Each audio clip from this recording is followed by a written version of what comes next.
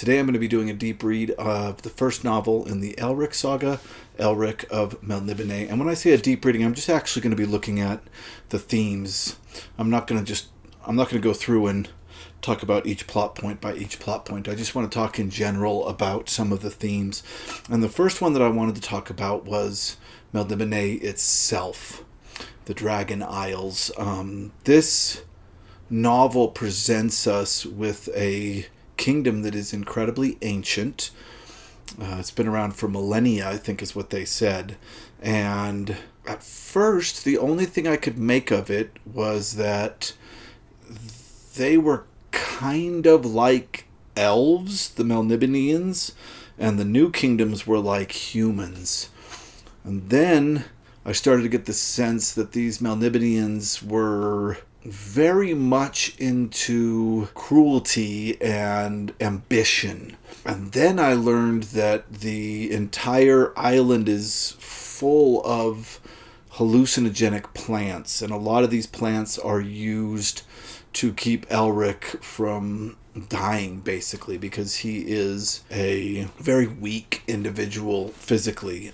He's got trouble, and these potions keep him alive. But it also seems like they use these plants for just the use of the drug properties of them. And as the novel goes on, we get more and more description of Melniboné and its philosophy. And in the end, I think it kind of comes down to this very particular form of hedonism.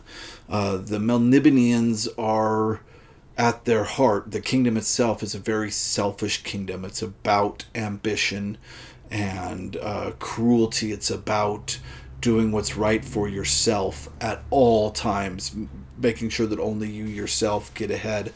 And that individualism is also the core of the kingdom. Let me read a specific section here from the book. So this is Devim Tavar, a close friend of Elric, and I think the captain of the guard, worrying about if he gave his some advice well to Elric. Perhaps he should have offered his advice more cogently, more vehemently, even earlier, and made a stronger attempt to influence the young emperor. And then, in the Melnibonéan manner, he dismissed such doubts and questions as pointless. There was only one rule: seek pleasure however you would.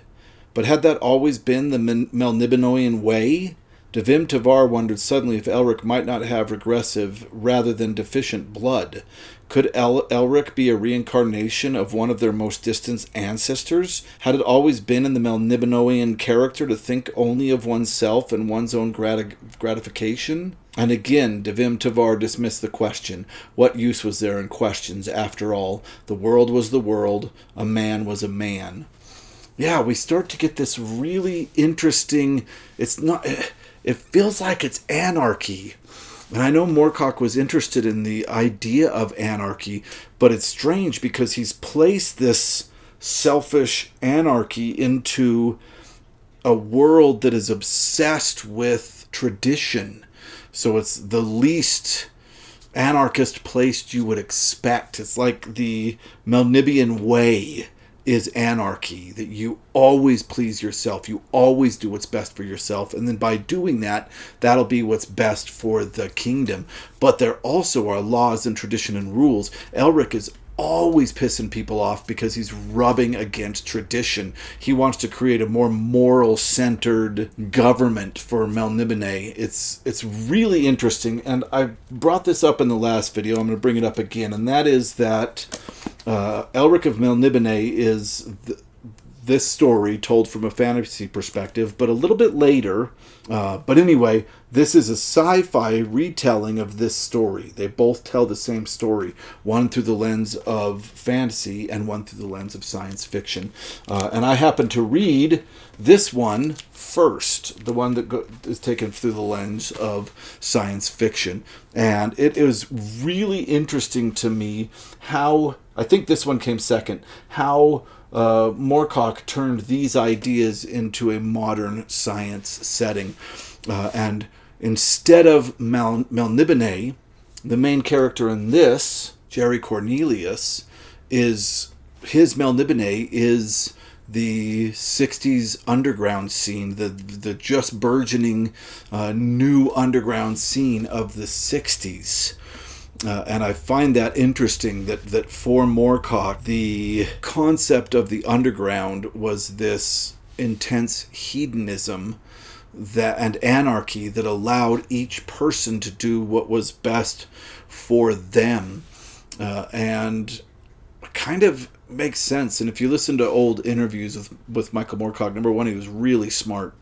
And number two, he did talk about, like, there's an interview somewhere with him sitting around with Hawkwind talking about what money actually is. It's really interesting. But anyway, I think that a huge part of this book is his interest in how a hedonistic society could survive and what that would look like. So, yeah, I found that very, very interesting. Okay, enough about Melniboné. So let's talk about Elric for a minute. Of course, I already mentioned in my last video that, and I'll link the other video down in the description. Michael Moorcock was asked to create a character like Conan because a very smart publisher felt like there was a lack of good sword and sorcery and asked Moorcock to create something like Conan. And Moorcock did create sword and sorcery, but he decided that he wanted to create a character that was an anti-Conan. And we can look at Elric and see that every aspect of him is different from what Conan would be. And this is very interesting because, first off, if we think about Robert E. Howard writing Conan back in the, 20s, 30s, Conan is archaic. He is of a time long gone. Robert E. Howard sitting in Texas thinking about what were the heroes of the past like, and he created this Conan, this brash warrior that did not rely on planning, relied on bravery and heart and really truly just strength, right? Strength is Conan's number one power, brute force, right? So Moorcock took Elric, and the first thing he did was take away all that strength.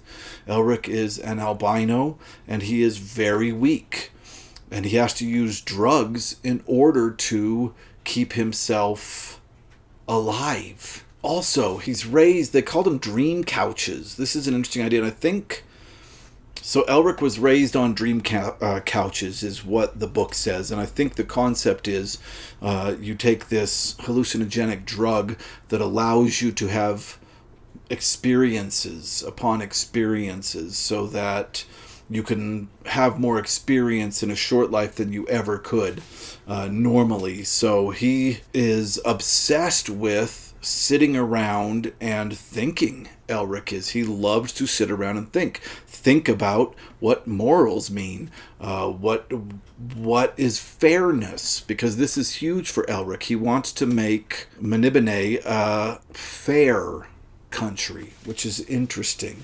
So yeah, Conan runs out, decides he wants something, runs at it, uses his strength and no, I don't want to say cunning, his strength of heart and body to get what he wants, his bravery.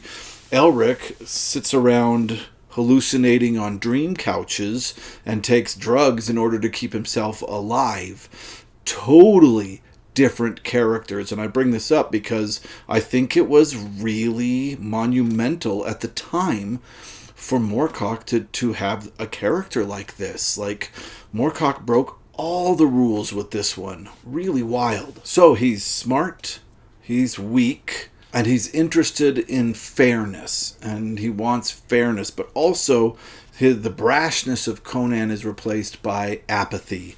I think that this series of events that happens in this first novel could have been solved in seconds flat if Elric would have made a decision. And that decision would include him just killing his cousin, your coon. He should have just killed his cousin, or your coon, and taken care of it. In fact, this book, he has chance after chance. And his lover is saying, kill him. He's my brother, and I think you should kill him. And his best friend and captain of the guard is like, kill him. He's treacherous. Kill him. And there's chance after chance. And it is very nerve-wracking that he will not make a decision to kill this guy. But it is the character of Elric. He is not the strong making the decision at the moment, using his gut, right? He's a thinker. He thinks, and he thinks about fairness and morals, and is he morally okay killing your coon, and all this interesting stuff. And it can be a little asinine, but in the end, I think it's a very interesting path to follow. I like this about Elric. I think he's going to be a very interesting character, and I think Conan's an incredibly interesting character as well. I like both these characters, and I think there's room in Sword of Sorcery, of course, for both of them, and I love that Moorcock was able to create this kind of opposite to Conan, right? I don't want to say evil Conan, they're just opposite of each other. It's really, really interesting. In this story, Jerry Cornelius replaces Elric, and Jerry Cornelius is skinny and dapper and part of the swinging underground, but he's just, I think, addicted to drugs because he enjoys them. In fact, I would say perhaps Moorcock is saying that Jerry Cornelius needs the drugs for a self-medicating sense, that he is trying to understand the world around him, which, of course, Jerry Cornelius, just like Elric is trying to understand the world around him, specifically when it comes to how people should be governed. And he, too, is kind of inactive. Like, things happen to Jerry Cornelius. At first, we see him very much taking action, trying to get his sister back from his brother. But throughout the story, we see more and more of Jerry Cornelius having things happen to him instead of him actively fighting and trying to create or change things, if that makes any sense. So, yeah, there you go. Really interesting character in fantasy, Elric. Really enjoyable. All right, last but not least, I want to talk a little bit about the two swords at the end, specifically Stormbringer. I forgot what the other one was called. But this section where they go through these gates into another world that were opened through sorcery, and the connection to this kind of dark god that Elric has pledged himself to, and they go into the throat of this beast, although it seems like at first to just be a doorway into a cave system. The more they go in, the more it seems like they're walking through the innards of this beast, and they have to fight with these swords and these cursed objects, these swords. I know that this is, like, I remember in D&D playing with my brother and my friends, sometimes we'd run into cursed objects, right? This became quite a trope in fantasy, but I think Moorcock was one of the first. I really do, to use this cursed sword idea, this sword that drinks the souls of those that it kills. And I love that Elric refuses to play by the rules of the god that expects him to kill his cousin with the sword, and the sword itself, who is trying to gain complete control of him. Elric, at the end of this book, makes a stand and says, my destiny is to hold this sword that is a corrupting, evil sword. And my destiny is to be connected to this kind of evil chaos god. I don't want to say evil, that's not fair. To this chaos god. However, I still have the right to decide the terms of this union between man and sword, and he does, and he in that sense feels a lot like Conan to me, because Conan doesn't ever listen to a word anybody says. I mean, he hears it, but Conan's gonna do what Conan's gonna freaking do. That's it. And his strength and his bravery will get him through, right? That's what Conan's gonna do. And in this case, we also see a similar form of strength in Elric. And I think that's actually his character arc throughout this novel, is that he realizes that although it seems like his life is destined, he still has control through that destiny, that he can control what he does and what he takes part in, which I thought was kind of a beautiful ending. All right, I am super excited to see where this series goes. Tim says it gets weirder and weirder by the book, so I'm really looking forward to more of this. Join us, jump in with us. I'll put a link to the Discord where we're doing the read-along, and that was made by Tim of Secret Fire Books. And join us, do the read-along. You can catch up super easily. This is the first novel. We're reading it in July, so you still have some of July left, and we'll be moving on to the next one, which I think is something Sailors on the Fate of something. Sailors on the Seas of Fate, something like that. Anyway, yeah, join us. That's really all I have to say. Oh, I'm sorry. In the final program, I'm sorry to kind of spoil this. This is really worth a read. Instead of the sword is a woman that is trying to make a program that will merge a male and a female, I think. And Jerry Cornelius they go through the cave and all that kind of stuff, although it's more science fiction. And instead of the two swords, Cornelius and this woman are merged together into this hermaphrodite being that people cannot help but worship. And then Cornelius leads, or the Cornelius hybrid of the merged Cornelius leads all of its followers into the sea to drown. I don't know what that says about what's going to happen in Elric. It's a really fun time to read Elric and then to read the final program, or the other way. I read it the other way. I read the final program first and then Elric. All right, that's all I got for now. Thank you so much for watching.